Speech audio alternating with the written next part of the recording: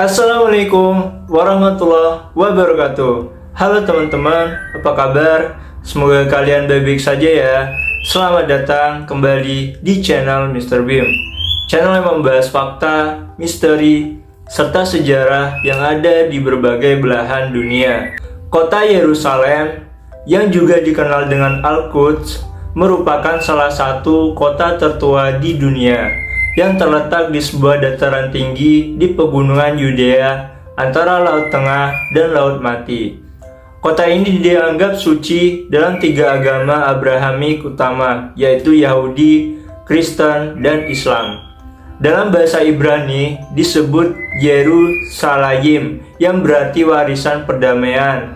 Yerusa berarti warisan, dan Shalom yang berarti damai.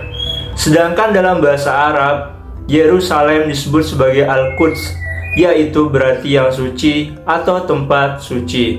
Status kota ini, terutama tempat-tempat sucinya, masih menjadi suatu konflik utama Israel dan Palestina.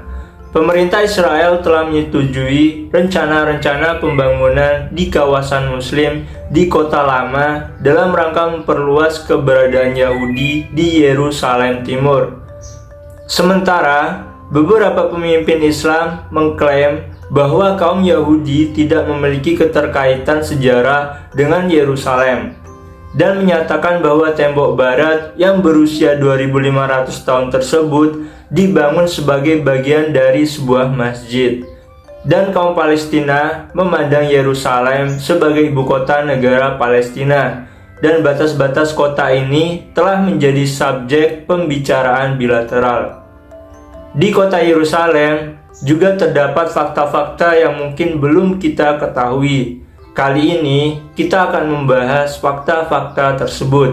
Silakan like, share, dan subscribe jika kalian menyukai videonya. Dan bagi kalian yang ingin kasih saran kita bahas apa di video selanjutnya, langsung saja DM ke IG @bimolaksono atau cantumkan langsung di kolom komentar. Ya udah, langsung saja kita bahas di segmen Kamu Harus Simak.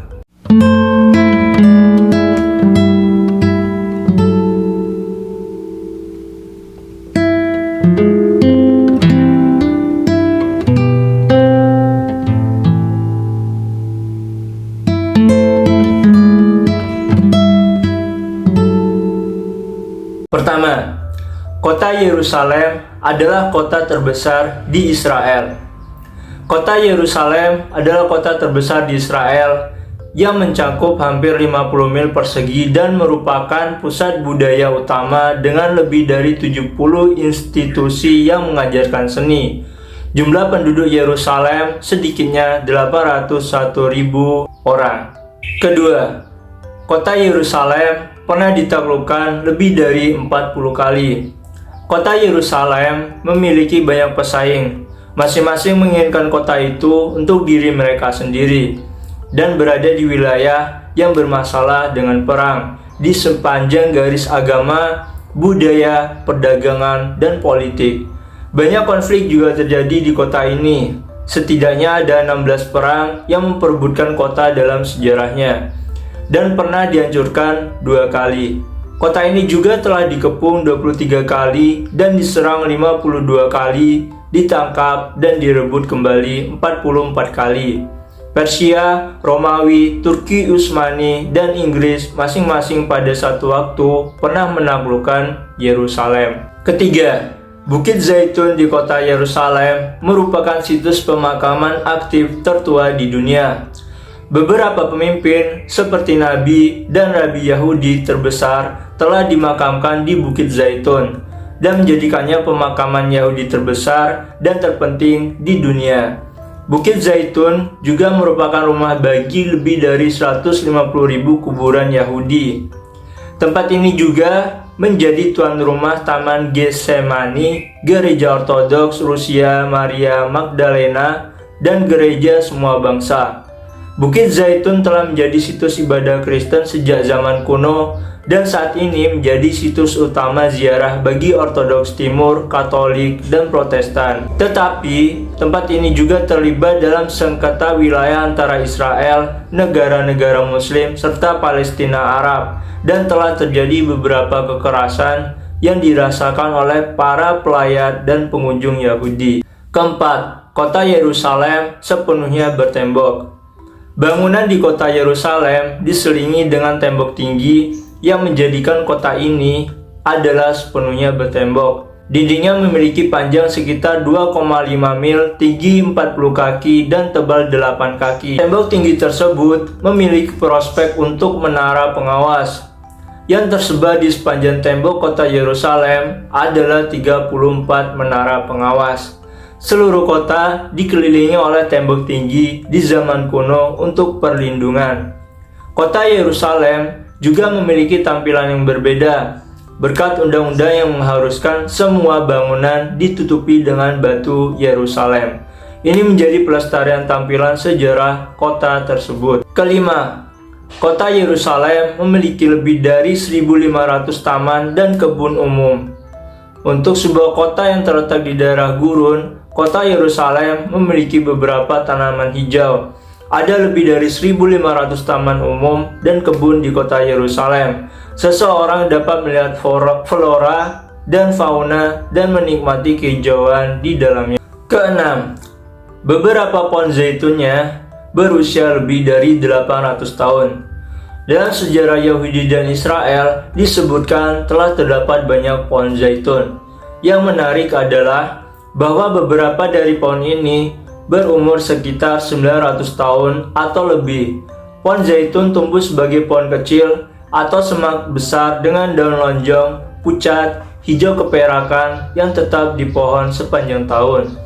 Batang pohonnya sering menjadi berbonggol dan dipelintir menjadi bentuk yang menarik seiring bertambahnya usia pohon. Jika dari Yerusalem, zaitun yang digunakan dalam minuman atau minyak zaitun dalam salad kalian mungkin berasal dari pohon yang lebih dari 2 kali usia kalian. Pohon zaitun di Yerusalem merupakan yang tertua di dunia. Ketujuh, kota Yerusalem juga memiliki lebih dari 26 kilang anggur. Beberapa cerita dalam Alkitab melibatkan minum anggur, dibuat dari pemerasan anggur. Proses pembuatan anggur modern dapat digunakan hingga saat ini, tetapi budaya anggur di Israel dan di Yerusalem hanya diperkuat. Di kota ini juga mengadakan festival anggur tahunan di mana lebih dari 26 kilang anggur di dalam dan sekitar Yerusalem bebas untuk dipamerkan.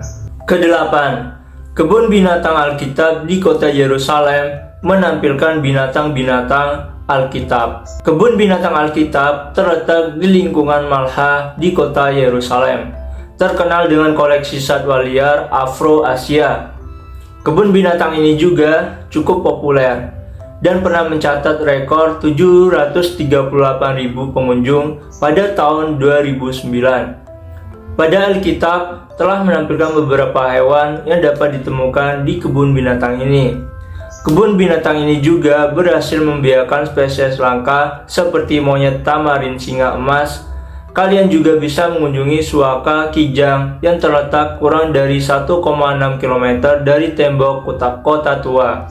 Taman ini adalah yang pertama di Israel, tetapi meniru Central Park di New York City dan Hampstead Heath di London.